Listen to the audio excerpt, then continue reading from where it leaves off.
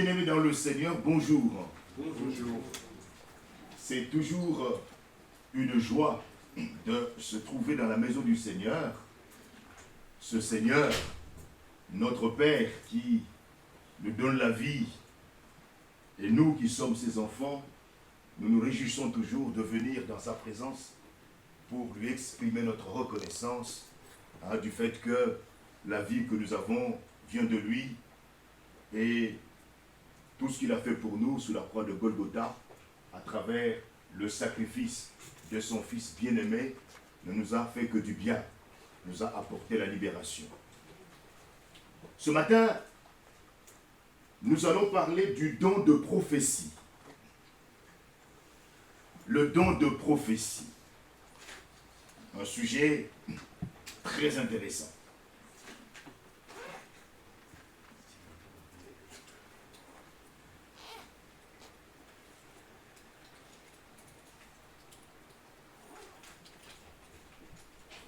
Dimanche dernier, nous avions parlé du don d'apôtre.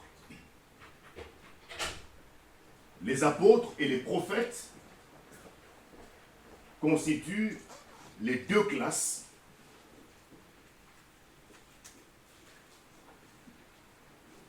que l'Esprit a mis en place pour écrire le Nouveau Testament, écrire la Bible,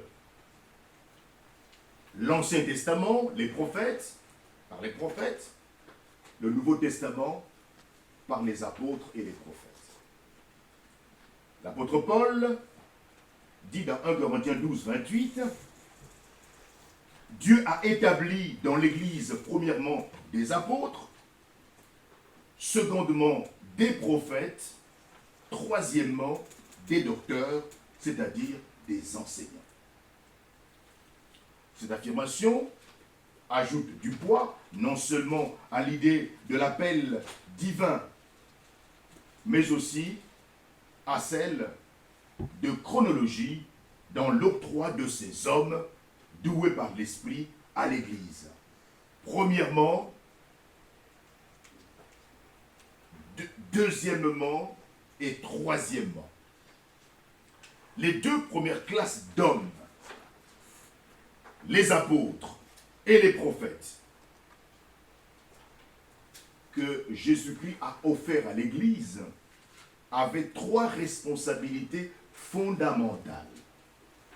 Première responsabilité, poser le fondement de l'Église. Il n'y a que eux qui ont fait cela. Éphésiens 2, verset 20. Ils ont mis la fondation de l'Église. On ne peut pas mettre deux fondations pour une maison. Deuxième responsabilité des apôtres et des prophètes, recevoir et annoncer la révélation de la parole de Dieu. Acte 11, 28. Acte 21, 10 et 11. Recevoir et annoncer la révélation de la parole de Dieu. La parole de Dieu a été révélée. Souvenez-vous de l'apôtre Paul, qui avait dit que l'évangile qu'il avait reçu ne lui avait pas été communiqué par un homme. Il n'a pas été à la faculté de théologie. Non, c'est Jésus-Christ lui-même qui lui a révélé cela. Amen. Amen. Donc, le rôle des apôtres et des prophètes était de recevoir et d'annoncer cette parole qui leur avait été révélée. Troisièmement, ils devaient confirmer cette parole par des signes, des prodiges et des miracles. 2 Corinthiens 12, 12. Les premiers de ces hommes, doués par l'Esprit, étaient les apôtres, dont Jésus est le plus important apôtre, selon Hébreux 3.1. Jésus, c'est le plus grand apôtre qui puisse exister. Et le sens fondamental du terme apôtre, apostolos, c'est simplement quelqu'un d'envoyé en mission, comme nous l'avions dit dimanche dernier. Et le premier missionnaire, c'est Jésus. C'est le Père qui l'a envoyé. Dieu a aussi désigné des prophètes comme hommes spécialement doués par l'Esprit, qui étaient différents des chrétiens qui ont le don de prophétie. Les prophètes, ces hommes, sont différents des chrétiens qui ont simplement le don de prophétie, selon 1 Corinthiens 12, 10. Ces croyants qui ont simplement le don de prophétie ne peuvent pas tous être appelés prophètes. Prophète, c'est un statut, un don spirituel, c'est une manifestation de l'esprit. Vous voyez, de temps en temps, l'esprit se manifeste dans tel frère, dans telle sœur, d'accord, par tel comportement. Mais lorsque cette manifestation de l'esprit devient régulière, c'est là qu'on parle de ministère. C'est là qu'on parle de prophète. Oh là, un homme qui assume une responsabilité permanente de prophète. Mais un prophète, évidemment, doit avoir le don de prophétie. Mais tous ceux qui ont le don de prophétie ne sont pas des prophètes. Amen. Vous me suivez? Oui. Très bien. Il semble que la fonction de prophète appartenait à des hommes qui œuvraient au sein des églises locales, alors que la fonction d'apôtre était plus étendue et n'était pas limitée à une région particulière, comme le sous-entend le terme apostolos, quelqu'un d'envoyé en mission. Un apostolos, un apôtre, c'est quelqu'un qu'une église locale désigne pour envoyer en mission en dehors de l'église. Il va donc travailler pour jouer un rôle. Paul est désigné comme un prophète dans son ministère local, dans son église locale d'Antioche. Acte 13:1. Dans cette église locale, dont Paul était membre, à Antioche, il était appelé prophète. Mais partout ailleurs, en dehors de l'église d'Antioche, Paul était appelé apôtre. Amen. Il était missionnaire. En dehors de l'église, il était missionnaire. D'accord? En dehors de l'église, il jouait donc le rôle de propagateur de l'évangile. Le don de prophète, le don de prophétie. Dieu donne à certains chrétiens le don de prophétie.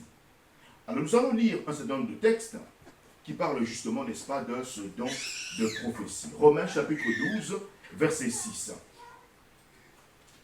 Puisque nous avons des dons différents selon la grâce qui nous a été accordée, que celui qui a le don de prophétie l'exerce selon l'analogie de la foi, c'est-à-dire conformément à notre foi commune. Deuxième texte, 1 Corinthiens 12, 10. À un autre, le don d'opérer des miracles, à un autre, la prophétie, à un autre, le discernement des esprits, à un autre, la diversité des langues, à un autre, l'interprétation des langues. 1 Corinthiens, chapitre 14, verset 1. Recherchez la charité ou l'amour, aspirez aussi au don spirituel, mais surtout à celui de prophétie. 1 Corinthiens 14, 3. Celui qui prophétise, au contraire, parle aux hommes, les édifie, les exhorte, les console. Celui qui parle en langue s'édifie lui-même, celui qui prophétise édifie l'Église. Je désire que vous parliez tous en langue, mais encore plus que vous prophétisiez celui qui prophétise est plus grand que celui qui parle en langue, à moins que ce dernier n'interprète pour que l'Église en reçoive de l'édification. Et Éphésiens 4, 11. Et il a donné les uns comme apôtres, les autres comme prophètes, les autres comme évangélistes, les autres comme pasteurs et docteurs. Donc le don de prophétie, le don de prophète, c'est un don surnaturel accordé à certains hommes pour recevoir et transmettre une révélation de Dieu. Souvent en rapport avec des événements futurs. Quelques textes encore, Matthieu 13, 14. Et pour eux, s'accomplit cette prophétie d'Ésaïe. Cette prophétie d'Ésaïe, une prédiction. Vous entendrez de vos oreilles et vous ne comprendrez point, vous regarderez de vos yeux et vous ne verrez point. Un autre texte de Pierre 1,20, sachant tout d'abord vous-même qu'aucune prophétie de l'Écriture ne peut être un objet d'interprétation particulière, car ce n'est pas par une volonté d'homme qu'une prophétie a jamais été apportée, mais c'est poussé par le Saint-Esprit que des hommes ont parlé de la part de Dieu.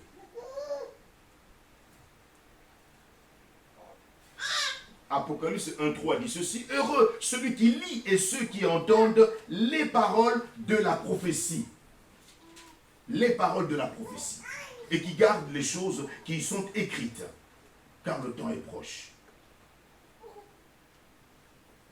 Acte 11, 27 dit, « En ce temps-là, des prophètes descendirent de Jérusalem à Antioche. » Antioche, l'église locale de l'apôtre Paul. L'un d'eux, nommé Agabus, se leva et annonça par l'Esprit qu'il y aurait une grande famine sur toute la terre, et il arriva, en effet, sous Claude. Acte 21, 10.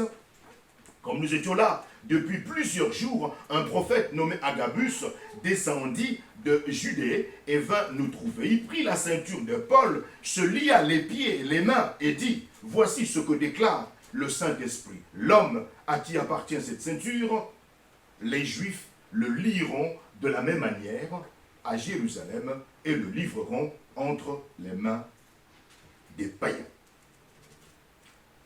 La prophétie est-elle un don permanent ou un don spécial, un don extraordinaire et temporaire? Il y a longtemps que les évangéliques diffèrent d'opinion quant à savoir si, oui ou non, la prophétie est un don permanent ou, comme les dons des guérisons et des miracles, un don, un signe temporaire dont l'exercice régulier par un homme a disparu avec l'époque apostolique. Alors l'argument principal de ceux qui maintiennent qu'il s'agit d'un don-signe temporaire, que ce don ne faisait qu'apporter une révélation et que ce don a cessé lorsque la révélation a cessé, repose sur 1 Corinthiens chapitre 13 verset 8. Et ce texte de 1 Corinthiens 13 8 dit ceci: les dons de prophétie, des langues et de connaissances disparaîtront tous les trois. Bien que les dons de prophétie, des langues et de connaissances soient tous les trois cités dans 1 Corinthiens 13, verset 8, la prophétie et la connaissance ne sont pas dans la même catégorie que les langues. Et leur mention combinée dans 1 Corinthiens 13, verset 8, ne prouve pas qu'ils soient du même genre.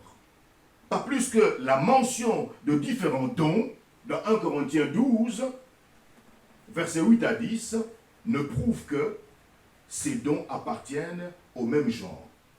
Non. Romains chapitre 12, verset 6, dit ceci: Et Dieu nous a accordé par grâce des dons différents. Pour l'un, c'est la prophétie,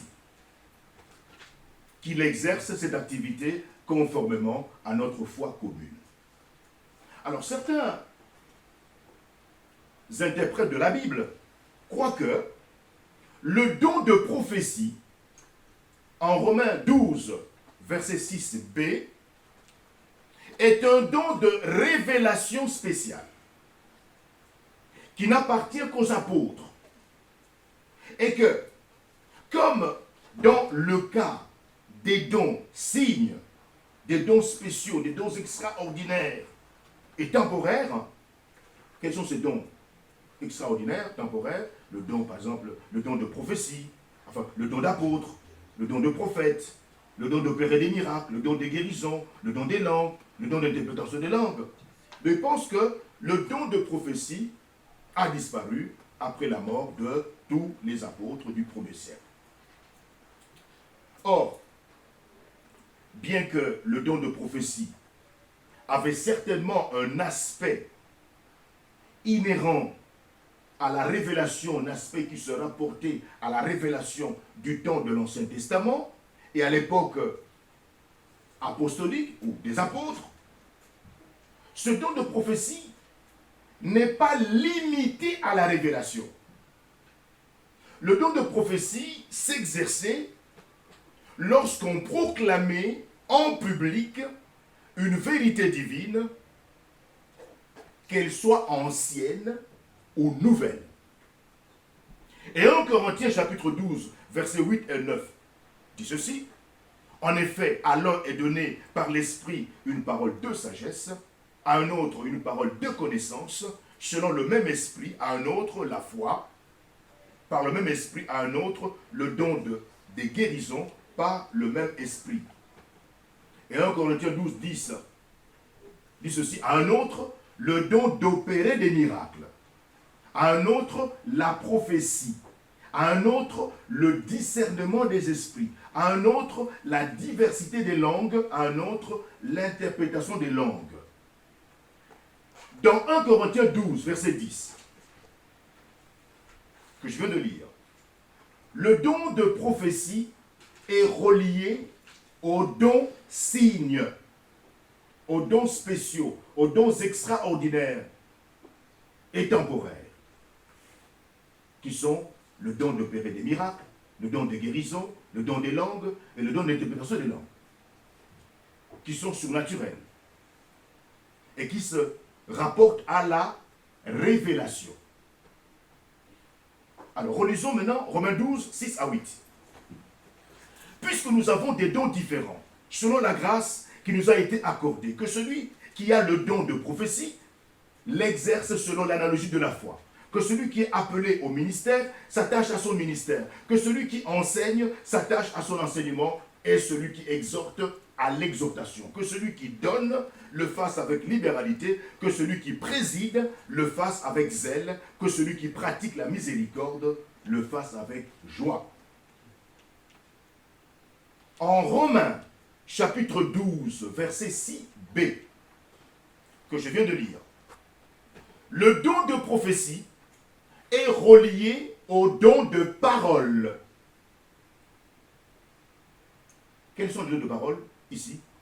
Le don de l'enseignement, le don de l'exhortation, et au don de service.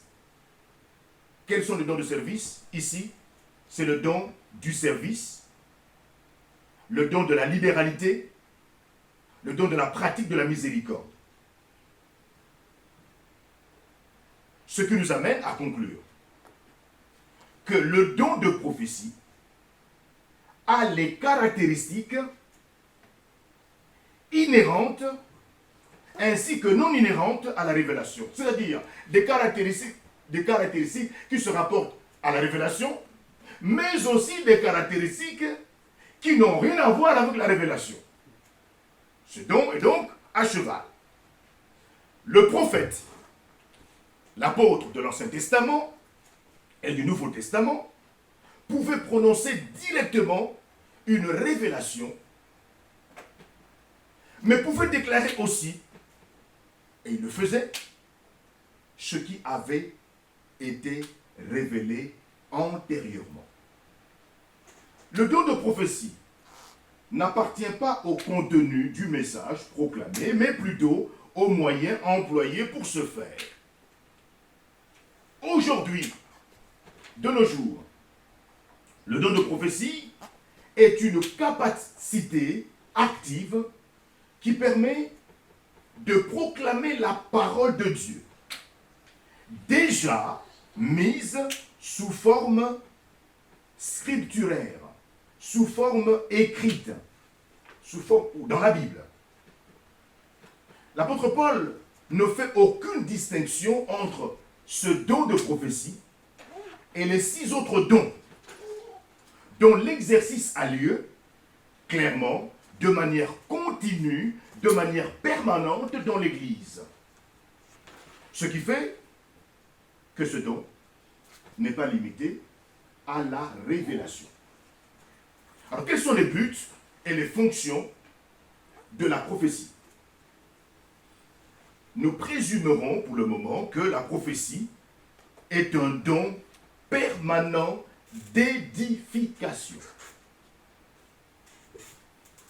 Comme son équivalent hébreu, naba, le verbe grec prophéte uo, d'où vient prophétie, signifie simplement proclamer. Le mot grec prophéteia, prophétie, signifie littéralement proclamation. Et ce mot grec, prophéteia, ne fait aucunement allusion à la prédiction, ni à tout autre phénomène surnaturel ou mystique.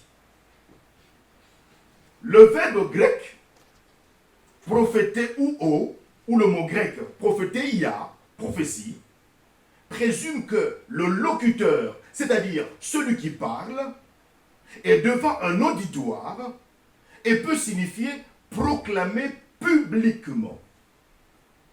Alors, la connotation de prédiction a été ajoutée durant le Moyen-Âge. La prédiction de l'avenir peut faire partie du message prophétique. Cette prédiction de l'avenir a constitué une part importante des prophéties de l'Ancien Testament, mais même alors, la prophétie était destinée à stimuler l'action présente. Dieu ne dévoile l'avenir que pour faire agir dans l'immédiat.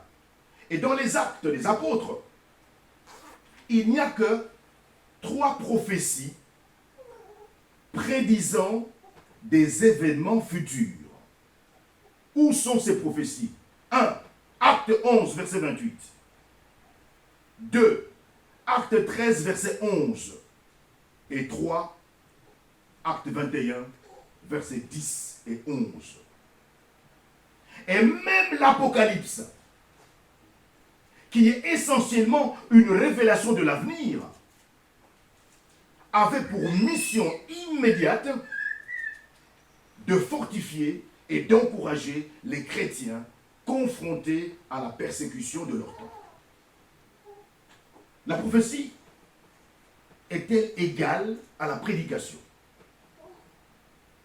Dieu a eu recours à beaucoup de prophètes de l'Ancien et du Nouveau Testament pour prédire des événements à venir.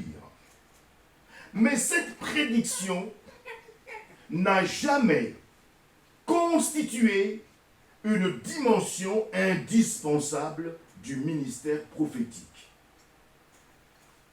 Bien que nombre de prophètes aient fait des prédictions, ces prédictions n'étaient pas leur ministère fondamental. Et l'idée de prédiction n'est pas incluse dans le terme original qui décrit les prophètes, ni dans celui qui décrit le travail des prophètes.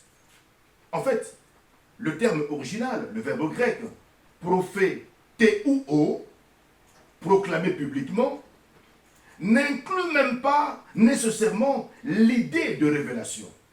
Dieu a révélé une bonne partie de sa parole par les prophètes. Mais une bonne partie du ministère des prophètes était simplement la proclamation et l'exposition de la révélation existante et son utilisation pour l'exhortation.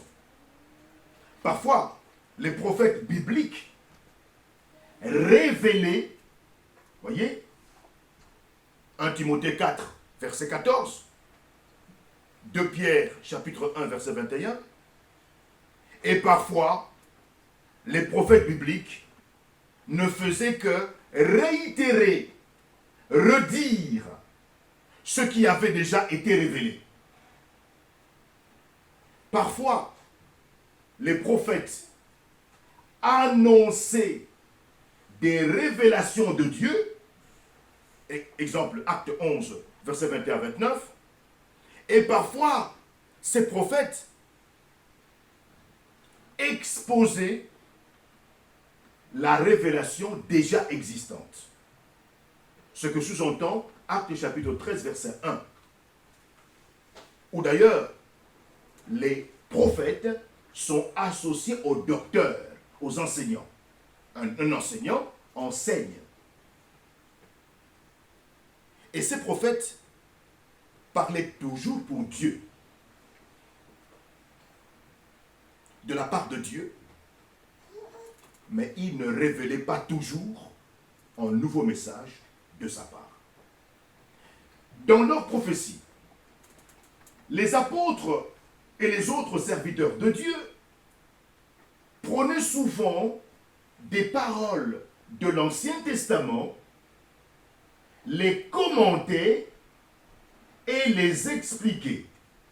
Alors là, vous allez lire à la maison, dans ces différents textes, comme faisaient les Béréens, acte 2, versets 22 à 25, voyez, où vous allez voir cet exercice auquel se livraient les prophètes, n'est-ce pas, les apôtres, les autres serviteurs de Dieu dans le Nouveau Testament, hein, qui prenaient les paroles de l'Ancien Testament, les commentaient et les expliquaient. Acte 2, verset 22 à 25, acte 2, verset 29 à 32, acte 4, verset 11, acte 7, verset 43 et 49. Vous avez aussi acte 13, verset 22 et verset 33 à 35 et verset 41 et verset 47. Vous avez aussi acte 15, verset 16 et 17. Et en dernier lieu, vous avez acte 28, verset 26 et 27. Et surtout, lorsqu'il s'adressait à des gens qui connaissaient l'Écriture, il ne faisait que commenter, expliquer. Ces prophéties consistaient fréquemment en discours assez longs. Mais ces prophéties sont des commentaires, des explications des textes de l'Ancien Testament. Luc, d'ailleurs, résume la teneur de ces explications dans Actes chapitre 15, verset 32, par de longs discours. Les prophètes venaient après les apôtres. Et leur message devait être jugé selon les messages des apôtres. Selon 1 Corinthiens, chapitre 14, verset 37. Une autre différence entre les deux fonctions, fonction d'apôtre et fonction, n'est-ce pas, de prophète, était peut-être que le message des apôtres était plus général et doctrinal, et que celui des prophètes était plus personnel et plus pratique. Le prophète est le porte-parole de Dieu. Prophétiser, c'est parler sous l'inspiration divine, c'est apporter la parole qui vient pour une situation donnée dans le passé, le présent ou l'avenir. Le prophète ne dit pas des généralités. Le prophète nomme des choses concrètes par leur nom, donne une promesse précise pour une situation précise. Voyez? Et la note spécifique de la prophétie, c'est quoi? C'est son caractère particulier. La prophétie est une parole particulière, inspirée par Dieu, donnée à une personne précise ou à un groupe particulier, dans un but particulier et à un moment particulier. Amen. Un prophète de Dieu, donc, est simplement quelqu'un qui proclame la parole de Dieu. Et la prophétie est la proclamation de cette parole. La prophétie est le ministère fondamental de la parole que Paul, l'apôtre, souhaite à tous les croyants. 1 Corinthiens, chapitre 14, versets 1 à 25. Mais que tous les croyants ne reçoivent pas. Tous les croyants ne reçoivent pas le don de prophétie. 1 Corinthiens 12, verset 29. Le don de prophétie est celui qui fait de quelqu'un le porte-parole de Dieu auprès du public. En premier lieu, auprès du public même de Dieu, afin d'instruire, d'exhorter, d'avertir, de reprendre, de corriger, de mettre au défi, de réconforter et d'encourager. Le don de prophétie constitue simplement le don de prédication. Celui qui consiste à proclamer la parole de Dieu. Le don de prophétie est la capacité reçue de l'Esprit et activée par lui de proclamer efficacement la parole de Dieu. Depuis que la rédaction du texte de l'Écriture est terminée, la prophétie n'est plus un moyen d'apporter de nouvelles révélations, mais simplement la proclamation de ce qui a déjà été révélé dans l'Écriture. La proclamation des 66 livres de la Bible. Car la Bible aujourd'hui se compose de 39 livres de l'Ancien Testament et 37 livres du Nouveau Testament. Donc, un total de 66 livres. Et la définition la plus claire de cette fonction du don de prophétie est donnée par l'apôtre Paul dans 1 Corinthiens, chapitre 14, verset 3. Celui qui prophétise, au contraire, parle aux hommes. 1. 2. Les édifie. 3. Les exhorte. 4. Les console. Voilà la définition que l'apôtre Paul donne, n'est-ce pas, pour le don de prophétie. L'exhortation de Pierre s'applique aussi à ce don. Dans 1 Pierre, chapitre 4, verset 11. Si quelqu'un parle au nom de Dieu, de la part de Dieu, que ce soit comme annonçant les oracles de Dieu, afin qu'en toute chose soit glorifié par Jésus, à qui appartiennent la gloire et la puissance au siècle des siècles. Le but essentiel de la prophétie est donc d'édifier, d'exhorter et de consoler. Voyez, nous pouvons lire pour cela Acte 15, 32, 1 Corinthiens 14, versets 3 et 31, et Apocalypse 19, verset 10.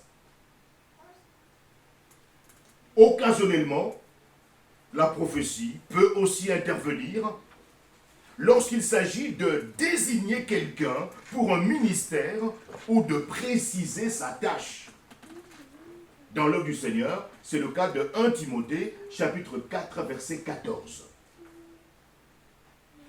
Dans l'Ancien Testament, le prophète était le porte-parole de Dieu, comme Aaron.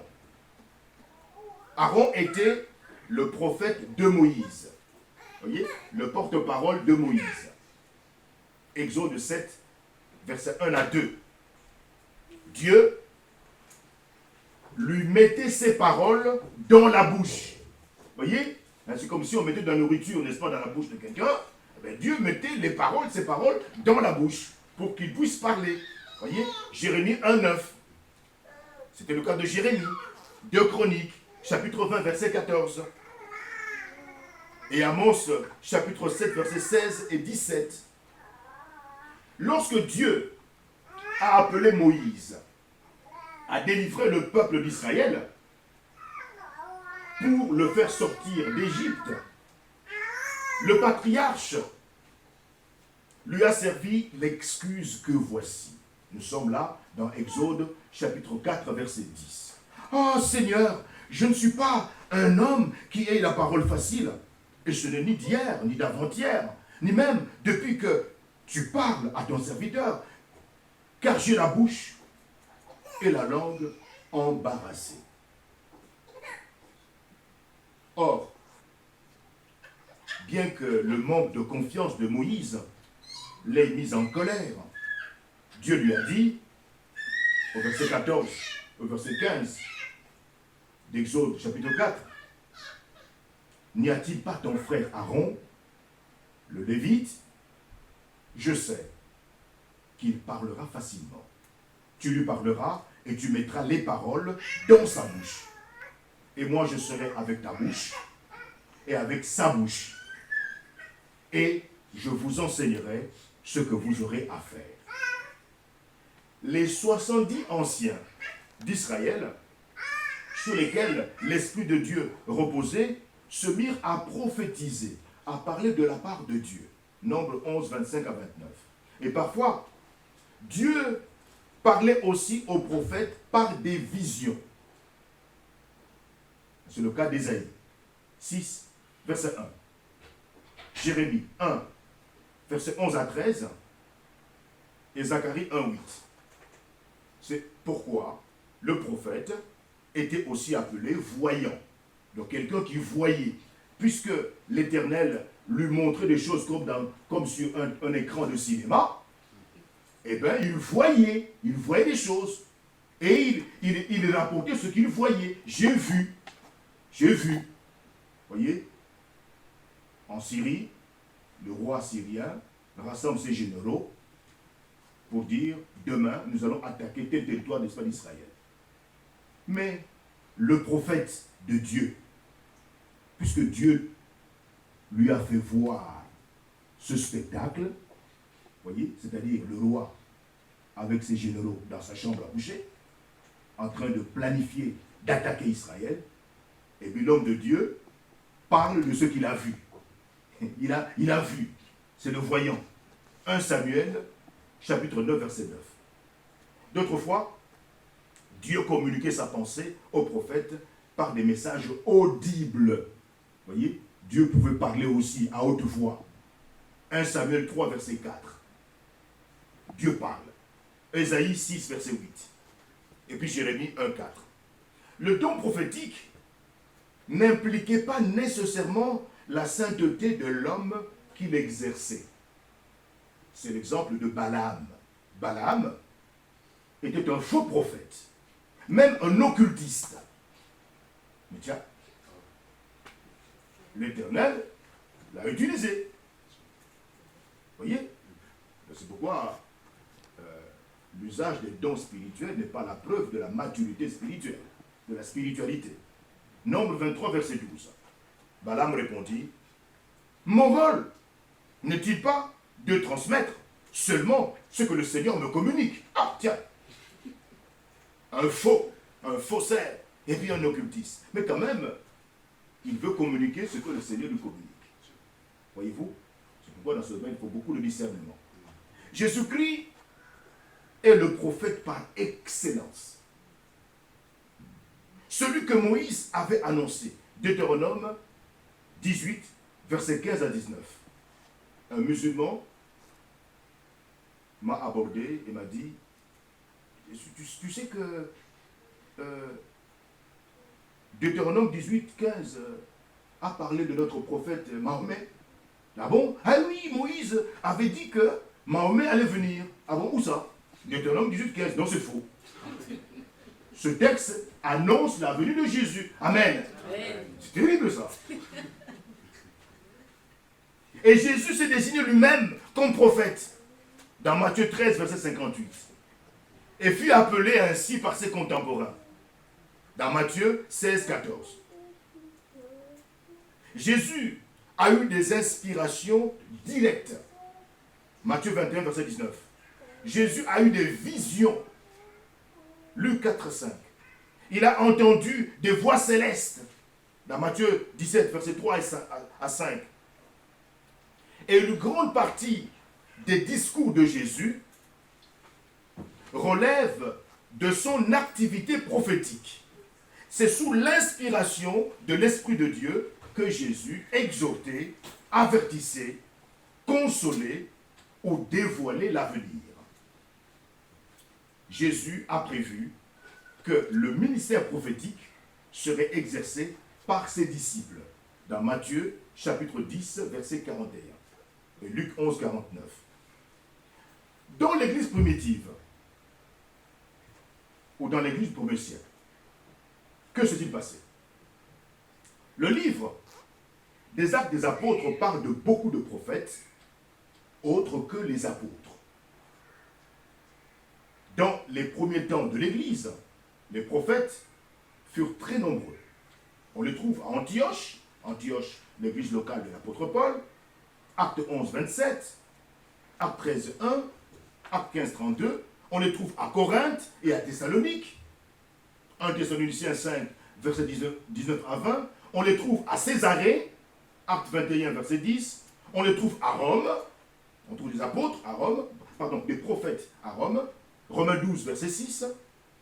On les trouve dans les églises d'Asie mineure. Apocalypse 1, verset 3 et 11, 18. Et parfois, des groupes de prophètes sont mentionnés. Acte 13, verset 1. Éphésiens 2, verset 20. Agabus, par exemple, qui faisait partie d'un groupe de prophètes. Et les autres prophètes, leurs noms n'ont pas été communiqués.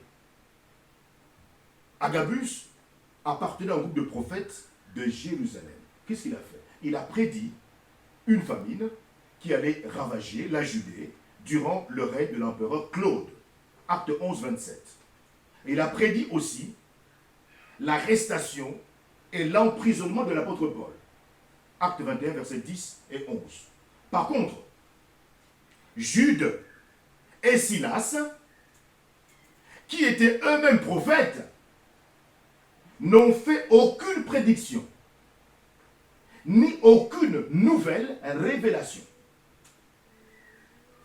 Ces deux prophètes ont simplement exhorté et fortifié les frères par plusieurs discours, après que Paul et Barnabas ont eu livré la lettre du concile de Jérusalem, selon Actes chapitre 15, verset 32, et puis du verset 22 à 31.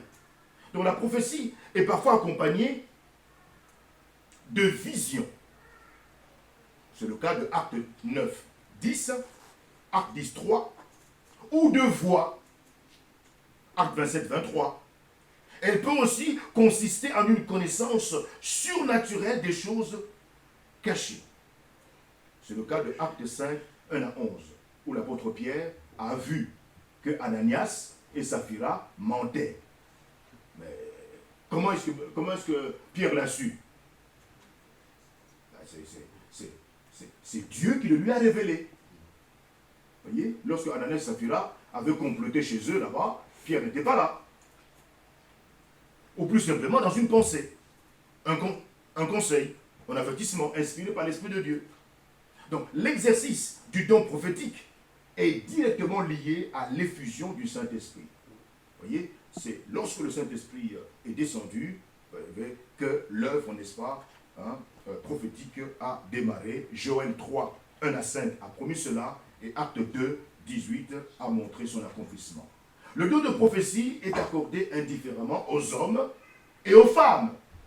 Luc chapitre 2, verset 36 à 38, Acte 21, 9 et 1 Corinthiens 11, 4 à 5. Durant les périodes de l'Ancien Testament et du Nouveau Testament, et au cours de toute l'histoire après les apôtres, le Seigneur a toujours équipé certains de ses saints, de ses enfants, pour qu'ils puissent parler en son nom avec une puissance et une efficacité particulière.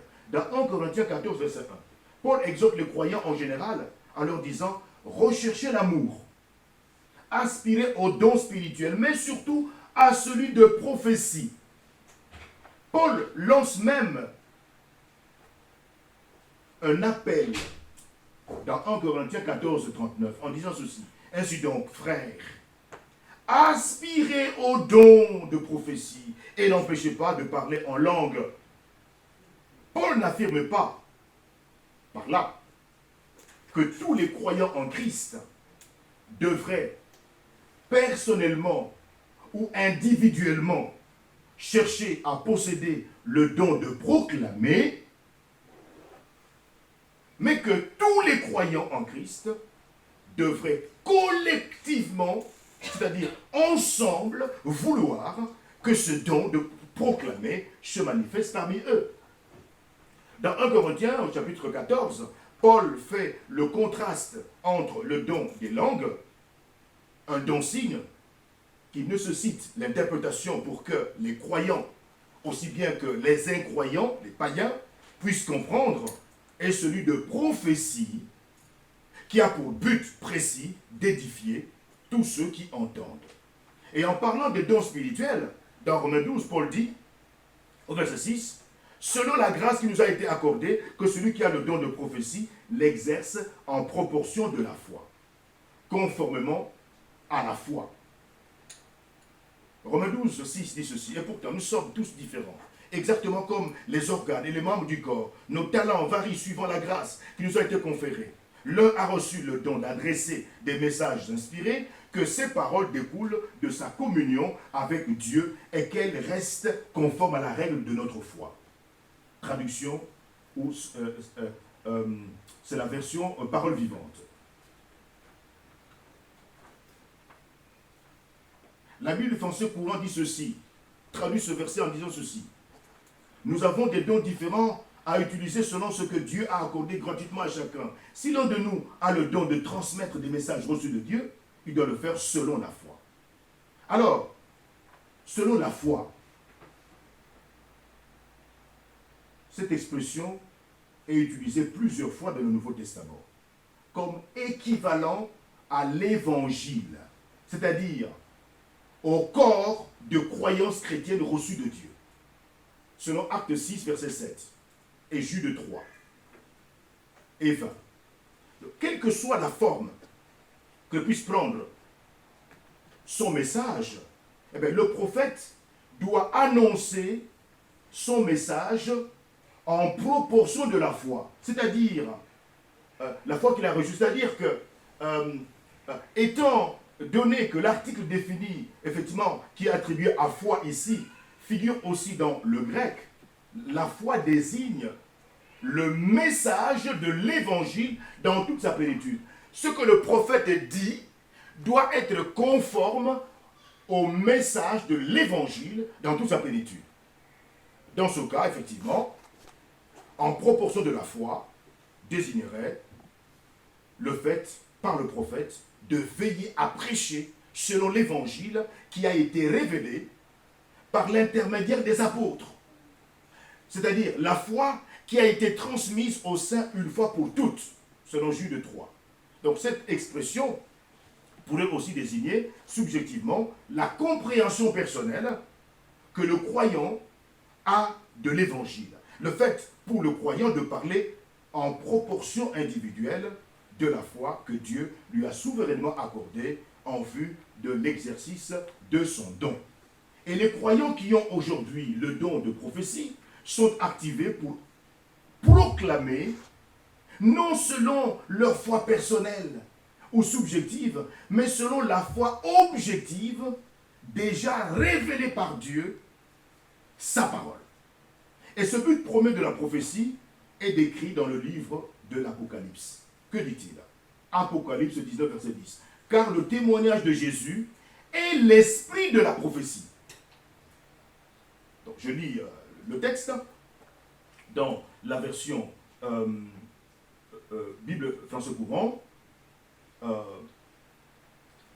Je me jetai à ses pieds pour l'adorer, mais il me dit, garde-toi de le faire. Je suis un serviteur, comme toi, comme tes frères, qui sont fidèles à la vérité révélée par Jésus. C'est Dieu que tu dois adorer. La vérité révélée par Jésus, voilà ce qui inspire les prophètes. Ce qui inspire les prophètes, c'est la vérité révélée par Jésus. Alors, quel est trait que la prophétie ait trait à la révélation, à la prédication, à la déclaration, à l'instruction, à l'encouragement ou à quoi que ce soit d'autre? Eh bien, toute prophétie a toujours eu pour but de proclamer la parole de Dieu et d'exalter le Fils de Dieu. Car le témoignage de Jésus est l'esprit de la prophétie. Et la Bible est le témoignage de Jésus. Selon Jean 5, 39. La Bible témoigne de Jésus. Vous voyez, dans Jean 5, 39, il dit ceci. Vous sondez les Écritures, c'est-à-dire vous examinez les Écritures, parce que vous pensez avoir en elles la vie éternelle. Ce sont elles, les Écritures, qui rendent témoignage de moi. Les Écritures témoignent de Jésus. Voyez-vous? Donc la prophétie ne peut jamais dévier de la parole écrite de Dieu. La prophétie ne peut pas s'écarter des 66 livres de la Bible qui sont déjà rédigés. Si quelqu'un croit, d'ailleurs, Paul l'indique clairement dans 1 Corinthiens 14, 37, qu'est-ce qu'il dit? Il dit, si quelqu'un croit être prophète ou spirituel, qu'il reconnaisse que ce que je vous écris est un commandement du Seigneur. Amen. Ce que je vous écris, c'est-à-dire la Bible, les 66 livres de la Bible doivent être la norme, d'accord, à laquelle doit se conformer la parole du prophète. Si le prophète dit autre chose que ce que disent les 66 livres de la Bible, eh bien, sa parole n'est pas à accepter. C'est une mauvaise parole. Le don de prophétie est la capacité particulière que reçoit un chrétien pour rendre témoignage de Jésus. Et Dieu utilise aussi ses prophètes pour évangéliser les païens. Paul l'a expliqué d'ailleurs, vous voyez, dans 1 Corinthiens 14, 24, 25, en disant, mais si tous prophétisent et qu'il entre un non-croyant ou un simple auditeur, il est convaincu par tous, vous voyez, il est jugé par tous. Les secrets de son cœur sont dévoilés, de telle sorte que, tombant sur sa face, il adorera Dieu et publiera que Dieu est réellement au milieu de vous. Voyez? Et ce texte est mieux rendu par une autre version, c'est Paroles vivantes qui dit ceci. Si au contraire, tous apportent des messages inspirés, exprimant la volonté de Dieu en paroles claires, et qu'il entre un visiteur incroyant ou un non-initié, ne sera-t-il pas impressionné par ce témoignage unanime? Il se sent pénétré et jugé par tous. Sa conscience en est touchée. Le voilà convaincu de ses péchés. Les secrets de son cœur sont mis à nu. Ses pensées les plus intimes sont dévoilées. Alors, profondément touché, il tombera sur sa face en adoration devant Dieu et proclamera certainement Dieu est présent au milieu de vous. Et nous savons que Dieu s'est servi de certains prophètes à certains moments pour donner une nouvelle révélation et pour prédire des événements à venir. Mais Dieu a utilisé et continue d'utiliser tous ses prophètes, tous, pour déclarer sa vérité en son nom. Les prophètes sont les instruments de Dieu destinés à proclamer sa parole au monde de manière intelligible. Jean Calvin a dit ceci: la prophétie, pour lui, ce n'est pas le don qui consiste à prédire l'avenir, mais plutôt celui qui consiste à interpréter l'écriture, ce qui fait du prophète l'interprète de la volonté de Dieu. Au XVIe siècle, pendant que les protestants se détachaient de l'Église catholique, des pasteurs suisses se réunissaient régulièrement pour faire quoi? Ils se rassemblaient pour prophétiser. Qu'est-ce qui se passait?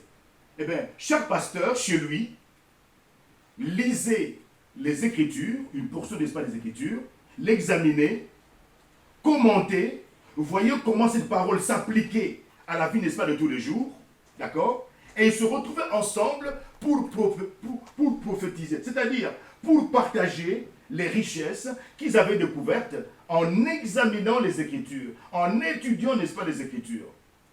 Ne méprisez pas les prophéties, dit Paul, mais au contraire, 1 Thessaloniciens 5:20, examinez, n'est-ce pas, les Écritures pour voir si, évidemment, ce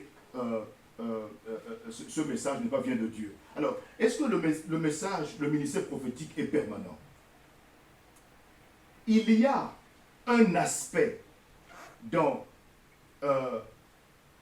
le don de prophétie qui a pris fin. Quel est l'aspect du don de prophétie qui a pris fin? Nous avions dit que le prophète a contribué à rédiger le Nouveau Testament. Cet aspect qui consiste à rédiger le Nouveau Testament a pris fin. On ne peut plus avoir aujourd'hui un individu qui va dire « Moi, je suis inspiré, je rajoute une pensée au Nouveau Testament. » Ça n'existe plus. Cet aspect a disparu. C'est fini. Amen. Cet aspect a disparu. Il n'y en a plus. Vous voyez? L'Église est édifiée sous le fondement des apôtres et des prophètes. Cet aspect-là a disparu. Par contre, évidemment, nous devons simplement reconnaître que la parole de Dieu établit des critères pour examiner ce que le prophète dit. Lorsque quelqu'un dit « je parle de la part, n'est-ce pas, du Seigneur », eh bien, il faudrait que ce que cette personne dit soit examiné. L'apôtre Paul dit que dans une assemblée, qu'il y ait 2 ou 3 qui parlent. 2 ou 3 qui parlent. Et que les autres examinent ce qu'il dit. Bah, évidemment, c'est 1 Corinthiens 14:29. Quant à ceux qui prophétisent, que 2 ou 3 prennent la parole et que les autres jugent ce qu'ils disent. Évidemment, si les autres doivent juger, il ne faudra pas que ceux qui parlent disent moi l'Éternel, je vous dis. Ah non. Si tu dis moi l'Éternel, je vous dis, eh bien, il serait dangereux de pouvoir juger l'Éternel. Voyez-vous? Non. Dire cela bloque le jugement. Parce qu'il serait blasphématoire de vouloir juger les paroles du Seigneur. Non. On ne peut pas dire ça. Les autres doivent juger de ce que tu dis. Pourquoi? Parce que le don de prophétie passe par un être faillible. Amen. Ce qu'il dit doit être examiné. Très très important. L'exhortation spécifique de Paul, que Paul adresse à Timothée, s'applique à tous ceux qui prennent la parole de Dieu. 1 Timothée 4:2. Qu'est-ce qu'il dit? Prêche la parole. Insiste en toute occasion. Favorable ou non. Reprend, censure, exhorte, avec toute douceur et en instruisant. Voyez? Et dans une assemblée où il y a cette liberté aux frères et aux sœurs de pouvoir apporter quelques mots pour édifier, pour exhorter, pour consoler les chrétiens, selon 1 Corinthiens 14:3, eh bien, nous pouvons facilement discerner très bientôt ceux qui ont un véritable don de prophétie. Et je pense que de temps en temps, nous organiserons de tels moments au cours duquel chacun de nous, individuellement, peut prendre la parole pour pouvoir exhorter, encourager, instruire, relever, etc. Mais cette parole prend sa racine de la Bible. Amen. Et c'est à travers un tel exercice que ceux qui ont le don de prophétie, qui consiste à proclamer la parole de Dieu, émergeront, se manifesteront. Amen. Le contact avec la parole de Dieu est fondamental. La parole de Dieu, c'est elle qui se trouve être le fondement de la vie spirituelle. On ne peut pas parler de vie spirituelle sans parole de... La parole de Dieu, c'est la Bible. Les 66 livres de la Bible. Si vous n'êtes pas fondé sur les 66 livres de la Bible, vous êtes perdu. Vous seriez un mystique vous parlerez du spirituel tout le temps, mais malheureusement, vous risqueriez de tomber dans l'occultisme. Et l'occultisme est immense. Il y a beaucoup d'aventuriers qui parlent de la prière. Prière. Mais à qui s'adresse cette prière? Si ce n'est pas au Dieu Trinitaire, au Père, au Fils et au Saint-Esprit, vous êtes en danger.